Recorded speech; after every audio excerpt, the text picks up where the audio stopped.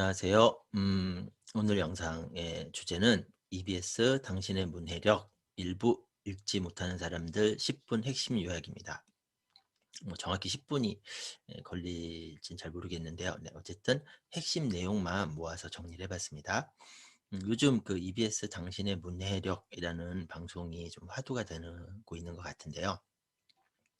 핵심 내용만 한번 살펴볼게요. 일단 공부 의욕이 높은 고등학교 2학년들의 어휘력 사례가 나왔어요. 근데 이제 이 아이들한테 이제 어휘를 물어봤죠. 이제 가제가 뭐냐 그랬더니 이게 이제 가제가 그러니까 제목인데 임시로 지은 제목 이런 뜻이잖아요. 근데 랍스터? 네, 이렇게 이야기를 했대요. 이 랍스터의 가제는 이 가제거든요. 네.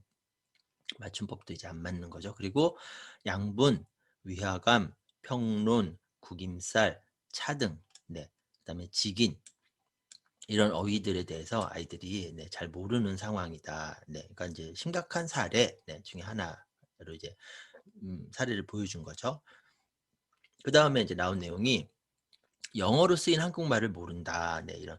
저도 이제 뭐 자주 이야기하는데 영어가 결국은 이제 한글 독해력의 영향을 많이 받는다 이런 얘기를 하거든요. 그게 이제 이런 거예요. 예를 들면 이제 베이비시터는 단어는 대충 알겠는데 보모라는 말을 몰라요. 그다음에 출라번이라는 어휘, 그다음에 그 커머셜 했더니 이게 그 기업 광고, 네, 이런 뜻인데 이제 뒷광고, 네, 이렇게 네, 뒷광고는 아시죠? 그 유튜브 영상에서 이제 광고를 받아놓고서 그러니까 돈을 받아놓고서 광고 아닌 척하는 네, 이런 그러니까 유튜브 용어죠. 네, 오히려 이런 것들을 떠올리는 네, 그런 사례들을 하면서 또 이제 어휘력이 지금 심각하다. 네, 이제 이런 얘기를 하는 겁니다. 네, 그러면서 어, 공부의 시작은 읽기인데 읽기를 못해서 네, 안 하는 그런 결과를 낳는다고 합니다. 그래서 공부 시작이 읽기부터 막히니까 해보다가 안 할래 이렇게 된다는 거죠. 그리고 실제로 사회교과서나 역사교과서를 혼자 읽을 수 있냐 하면 절대 못 읽는다. 과학도 마찬가지다. 이렇게 이제 선생님이 이야기를 해주시기도 하고요.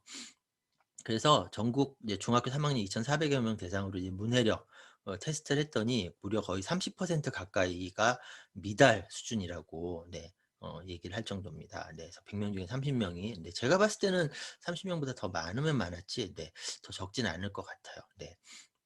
그리고 이제 긴 글을 읽지 않는 아이들. 네, 그래서 긴 글을 끝까지 참고 읽는 것도 문해력인데 긴 글을 읽어내지 못하는 아이들이 많다는 이야기들도 많이 해주십니다. 네, 그리고 일단 읽지 않고 길면은 그다음에 읽어도 자기가 원하는 정보만 읽고 나머지는 그냥 잊어버리는 네, 그런 경우들이 많다고 얘기를 하고요. 아무래도 이제 뭐 스마트폰이라든지 뭐 사회가 또 이렇게 변한 뭐 이런 것도 있다고 얘기를 하는데 그래서 이제 스왑주의라는 얘기도 나와요. 스크롤 압력, 네, 스크롤 압박. 네, 그래서 긴 글이라는 얘기는 이제 스크롤로 이렇게 쭉 내려간다는 얘기잖아요. 네, 그렇게만 해도 아이들이 이제 되게 좀 거부한다라고 하는 거죠. 그리고 이제 뉴스도 세 줄 요약 뉴스. 요즘 하도 그렇다 보니까 네, 뉴스 내용을 그냥 세 줄로 요약해서 제시를 하기도 하는데 이럴 경우에 의미 전달이 불충분한 문제도 있고 그다음에 이제 해석을 잘못하는 경우도 있는 거죠. 그래서 실제로 이제 읽기 부진이 18년 사이에 3배 가까이 증가를 했다는 이제 통계 자료도 보여주고 있습니다. 네, 근데 이걸 이제 문화라고 얘기를 하는 경우도 있는데요. 저는 문화가 아니라 방치라고 생각을 합니다. 이거 이렇게 되면 안 되거든요. 그래서 막 영상 시대다 이제는. 그다음에 쉬워야 된다, 짧아야 된다, 빨라야 된다, 뭐 이렇게 이제 지금 사회는 이제 이렇게 변했다라고 얘기를 하는데 사회는 변하지 않았습니다. 이 방송에서도 이렇게 얘기를 해주는데 여전히 대학이랑 직장이랑 사회는 글을 읽어내는 능력이 중요합니다. 네, 사회는 변하지 않았어요. 근데 이제 그 다른 이유로 이렇게 변해버린 거죠. 그러니까 문제가 생기는 거죠. 네, 사회는 안 변했습니다. 그리고 그러다 보니까 이제 각 대학 교육과마다 기업들의 국어 강의 요청이 쇄도한다고 우리 사원들 국어 좀 가르쳐 달라고 네, 이런 얘기도 하시고요. 제가 이제 올린 영상 중에 학습 만화에 대해서 올린 영상이 있는데 제가 학습 만화 때도 그 얘기를 했습니다. 긴 호흡으로 읽어내는 그 부분에 문제가 생긴다. 학습 만화만 보면 학습 만화는 잘 활용해야 된다. 이런 영상 올렸던 것도 이제 이런 맥락에서 올렸던 거죠. 네, 제가 EBS 방송 보기 전에 올린 영상이에요. 네, 그리고 그러면 잘 읽어야 되는데 긴 글도 잘 읽어야 되고 어쨌든 잘 읽어내야 되는데 그 글을 읽는 역할은 전두엽이 담당을 하고 있어요. 그래서 글을 잘 읽으려면은 특히 전전두엽 쪽이 활성화가 잘 되어야지 글을 많이 읽는데, 그러면 이 전전두엽이 잘 활성화되는 아이들은 어떤 아이들이냐? 뭐 예상하셨겠지만 책을 많이 읽은 아이들입니다. 그러니까 결국은 뇌도 하는 거기 때문에 많이 해봐야 잘하게 되거든요. 그러니까 전두엽도 자기 역할을 많이 해봤어야 잘하게 되는 거고, 그래야지 활성화가 잘 되는 거고, 그래야지 문해력도 좋아지는 거죠. 그래서 제가 또 올린 영상 중에 이제 전교 1등 초등 4학년까지 책 읽어준 이유라는 영상이 있는데, 이 영상 보시면 요 전전두엽 이 부분에 대한 얘기가 있습니다. 이 영상도 한번 참고해서 보세요. 자, 어쨌든 삶의 평생을 좌우하는 문해력이라고 이제 결론적으로 얘기를 합니다. 그래서 안 읽었던 사람, 근데 안 읽었던 사람은 계속 못 읽게 되는 거고, 이런 문제가 안 생기려면 글자에 계속 노출이 돼야 되고 지속적으로 노력을 해야 된다. 그러니까 절대 그냥 살다 보면 되는 게 절대 아니다. 지속적인 노력이 필요하다. 그래서 말하기는 선천적으로 이제 기본적인 말하기는 되지만 읽기는 후천적으로 발달하는 것이다. 그래서 지속적인 노력이 필요하고, 그다음에 중요한 시기는 48개월 전후가 매우 중요하다라고 얘기를 하는데, 48개월이면은 12, 24, 36, 48이니까 우리 나이로 하면 5세, 6세죠. 이 시기가 중요한 이유가 문해력을 본격적으로 기르기 시작하는 시기이기 때문입니다. 저도 강조하는 시기가 5세부터는 비문학 늘리세요 막 이렇게 강조를 했잖아요.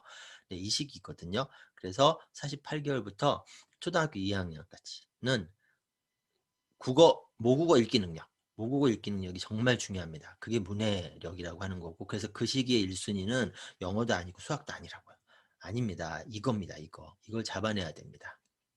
자, 이제 요 정도 내용이에요. 핵심 내용은. 자, 그러면 이제 과제는 뭐냐면 어떻게 꾸준히 읽게 할 것이냐예요. 어쨌든 꾸준히 읽으면 문해력이 좋아질 거니까. 그럼 꾸준히 읽게 하면 되는 거죠. 그럼 어떻게 할 것이냐. 이제 요거는 이제 제가 정리한 건데, 자, 일단 뭐라도 읽어야 돼요. 자, 근데 그 뭐에 해당하는 게 교과서가 있고요. 참고서, 신문, 잡지, 책 등이 있는데, 자, 이 중에 아이 입장에서 가장 편한 게 뭘까요? 책입니다. 그래서 독서를 자꾸 얘기를 하는 거예요. 독서는 원래 중요하기도 했는데, 이런 측면에서 바라봤을 때에도 아이한테 신문을 자꾸 꾸준히 읽으라고 하겠습니까? 교과서나 참고서를 꾸준히 읽으라고 하겠습니까? 책입니다, 책. 그 다음에 책 중에서도 만화가 될까요? 학습 만화가 좋을까요? 뭐 소설이 좋을까요? 비문학이 좋을까요? 어쨌든 사회에서 요구하는 문해력은 주로 비문학 쪽입니다. 비문학 쪽이거든요. 그래서 비문학 읽기를 계속 강조를 하는 거예요. 제가 뭐 여러 가지 루트를 통해서 계속 비문학 읽기 능력 강조를 계속하는 이유도 이제 여기서 나오는 거고요. 자, 그러면은 정확한 인지부터 해야 됩니다. 이 인지가 뭐냐면 우리 부모부터 이 문해력이라는 게, 비문학 독해 능력이라는 게, 모국어 읽기 능력이라는 게 정말 정말 정말 중요한데 정말 어렵다라는 것부터 인지를 해야 돼요. 이거부터 여기가 출발점입니다. 네. 저만큼 이렇게 중요하게 대부분의 부모님들이 이걸 인지하고 계시다면은, 그러면 아마 저처럼 이렇게 책에 많은 노력을 들이셨을 거고 이쪽과 관련된 고민들도 많이 하고 자료도 많이 찾으셨을 거란 말이에요. 근데 이제 그렇지 않은 부모님들이 아무래도 좀 더 많다 보니까 이제 아이들이 이제 이런 네, 상황이 네, 이제 처하게 된 것 같습니다. 네. 그리고 어렵다고 했잖아요. 자, 어렵다는 거는 금방 되는 것도 아니고 쉽게 되는 것도 아니라는 겁니다. 그래서 구체적인 배려와 노력이 필요합니다. 네. 이게 돼야지 그 문해력도 잘 길러질 수 있을 거예요. 네, 그래서 제가 우리 아이 독서고수 만들기라는 책을 쓸 때에도 특히 이 부분을 중요하게 생각하면서 쭉 썼던 거예요. 내 비문학 책이가 왜 중요한지, 쉬운 비문학 책이란 어떤 책인지, 한국사 책을 고르는 기준은 뭔지, 위인전 고르는 기준, 자연관찰 고르는 기준, 명작 고르는 기준, 이런 것들이요.